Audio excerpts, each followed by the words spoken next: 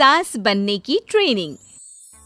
सुधा के बेटे की शादी होने वाली थी और वो इतनी एक्साइटेड थी कि आज मैं ऊपर आसमां नीचे, आज मैं आगे जमाना है पीछे। अरे हाँ भाग्यवान, तू सबसे आगे ही है। लेकिन हुआ क्या है? सास बनने वाली हूँ मैं। अरे घर में एक नया सदस्य आ जाएगा, कितना अच्छा लगेगा ना। आप और राहुल तो ऑफिस चले जाते थे और मैं पागल की तरह घर में अकेली। अब तो मेरा साथ देने वाली आ रही है इस घर में। बहुत बहुत बहुत खुश हूँ मैं। ओहो ठीक है बेगम, लेकिन अपनी खुशी को लगाम लगा कर रखो। क्या पता कैसी आए, तुम्हारा साथ देने वाली आए या फिर ऐसी आ जाए जो तुम्हारी शक्ल देखना भी पसंद ना करती हो। ऐसा क्यों बोल रहे हैं जी? शुभ नहीं बोल सकते तो अशुभ तो ना बोले। अच्छा जल्दी से तैयार हो जाओ, चांदनी चौक जाना है शादी की शॉपिंग के लिए। हाँ हाँ, थोड़ी सुबह तो हो जाने दो, दुकानें बाजार खुल तो जाए। तुम सच में ना पागल हो गई हो बहू के आने की खुशी में। बेटा माँ की हरकतें देख रहा था। वो सारी बात फोन पर अपनी होने वाली बीवी राशि को बताता है। फिर पता है क्या हुआ? माँ ना सुबह 6 बजे ही पापा को चांदनी चौक जाने को कहने लगी। दूसरी तरफ राशि कहती है, अरे वाह, ये तो बहुत अच्छी बात है ना। सास इतना सोचने वाली मिल रही है, और क्या चाहिए। मैंने भी सोचा है मम्मी जी के साथ बहुत प्यार से रहूंगी, उनका ख्याल रखूंगी और प्यार करूंगी। राहुल भी खुश था। लेकिन बाजार में सुधा जी और उनके पति को एक अजीब सी दुकान दिखती है जिसके बाहर लिखा होता है, हमारे यहाँ सास बनने की ट्रेनिंग दी जाती है। ये देखिए जरा, लग रहा है आजकल के लोगों को कोई काम नहीं है। अरे सास बनने की भी ट्रेनिंग होती है क्या? दुकान के सामने एक पिंजरा था, उसमें एक तोता बंद था। सुधा की बात सुनकर तोता बोल पड़ता है, अरे नादान औरत, अगर सास सही तो पूरा घर सही रहता है, परिवार बंधा रहता है और आने वाली जनरेशन संस्कारी होती है। लेकिन तू क्या समझेगी? जा जा आगे जा। ओए, तोते बड़ा बोल रहा है, क्यों आगे जाऊं? मैं नहीं जा रही। देखा देखा, तेरे जैसी औरत को तो सास बनने की ट्रेनिंग लेनी ही चाहिए। निकाल 1000 रुपये और जान दर, नहीं तो पूरी जिंदगी रोती रहेगी। सुधा को तोते की बात में दम लगता है।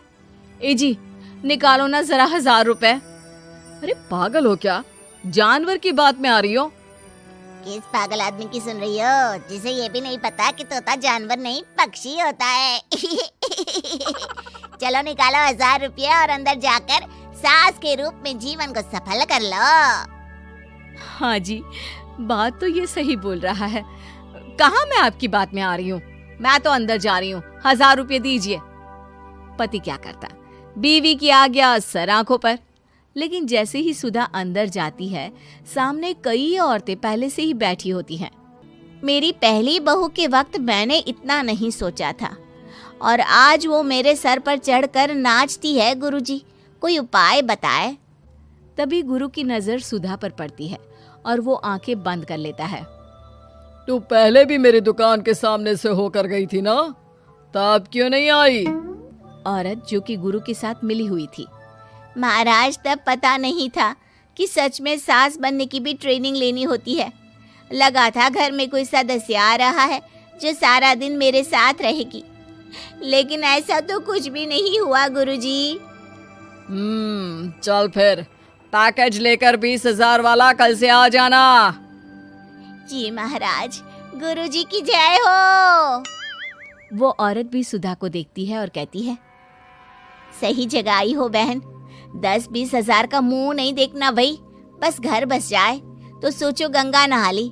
बहुत कमा लेंगे अगर परिवार एक रहा, नहीं तो बुढ़ापा वृद्धाश्रम में बिताओ। सुधा डर जाती है। वो गुरु के पास जाती है और उन्हें पैसे देती है। देखो, एक मंत्र गांठ बांध लो कि कभी भी बहू को बेटी ना समझना। जितना दबा कर पहले दिन से रखोगी, धीरे धीरे प्यार दोगी तो मान रखेगी, नहीं तो। ना जी ना गुरुजी, समझ गई। अरे भला हो भगवान का जो आपसे मिला दिया, नहीं तो मैं। हाँ हाँ, आगे बढ़ते जाए, पीछे और भी लोग हैं, सबको मौका दे। सुधा घर आ जाती है। राशि शादी करके घर आती है तो दिमाग में सास की वही छवि होती है जो राहुल ने दिखाई थी। देखो राशि, मैंने काम वाली हटा दी है। वो क्या है ना, 2000 महीने लेती थी, यानी कि 24,000 साल का, और 5 साल में उसे जोड़ो तो 1,20,000 रुपए। माँ जी, और 10 साल जोड़े तो? तभी राहुल आ जाता है। अरे बस बस, इतना मत जोड़ो, फिलहाल भूख लगी है, कुछ खाने को दो। अरे पर बर्तन तो गंदे हैं ना, काम वाली तो आई नहीं, फिर बर्तन कौन धोएगा? अरे कौन धोएगा मतलब? तू धोएगी? मैं? ठीक है, मैं धो लेती हूँ, धो कर देती हूँ, आप खाना बना ले। अरे खाना भी तू ही बनाएगी? ये क्या बात होती है माँ, क्या हो गया तुझे? कल तक तो कुछ और ही बोल रही थी। लेकिन सुधा का व्यवहार सुधरने का नाम ही नहीं ले रहा था। बहू और बेटा ससुर से बात करते हैं। पिताजी, क्या हो गया है माँ जी को?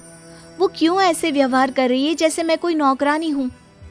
पिता क्या करता, बता देता है सारी कहानी कि कैसे सास का दिमाग एक गुरुजी ने खराब किया है।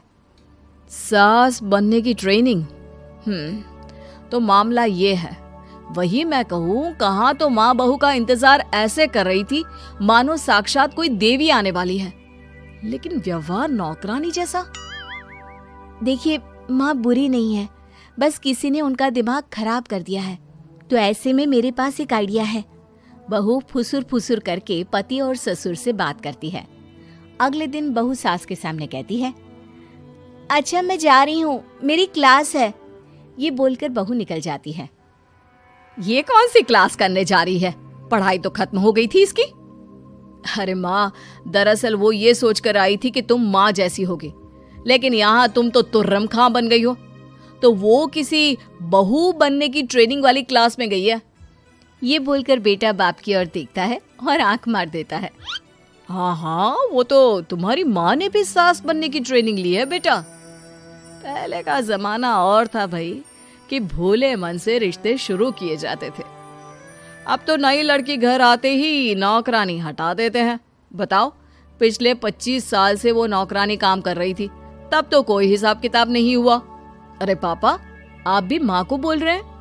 अरे माना, वो माँ समझ कर आई, घर में खुशहाली रखने के लिए हमेशा आप लोगों के साथ उठती बैठती, माँ को कभी जवाब नहीं दिया। लेकिन माँ की क्या गलती? अरे दादी ने भी तो ऐसा ही किया होगा ना माँ के साथ, तभी तो माँ अपनी बहू के साथ ऐसा कर रही है। नहीं, वो तो बहुत अच्छी थी, मेरे आने के बाद तो उन्होंने खाना बनाने वाली भी रख ली थी। अरे तो फिर तुमने क्यों काम वाली हटा दी? किसी के कहने पर अपना घर खराब कर रही हो तुम सुधा। अब बहू भी गई है ट्रेनिंग लेने, पता नहीं क्या सीख कर आएगी। नहीं, मैं अभी जाकर उसे ले आती हूँ। तभी बहू वहां पर आ जाती है। नहीं माँ जी, मैं कहीं नहीं गई थी, मैं तो सिर्फ आपके लिए ये नई साड़ी लेने गई थी। अब तो सब ठीक है ना?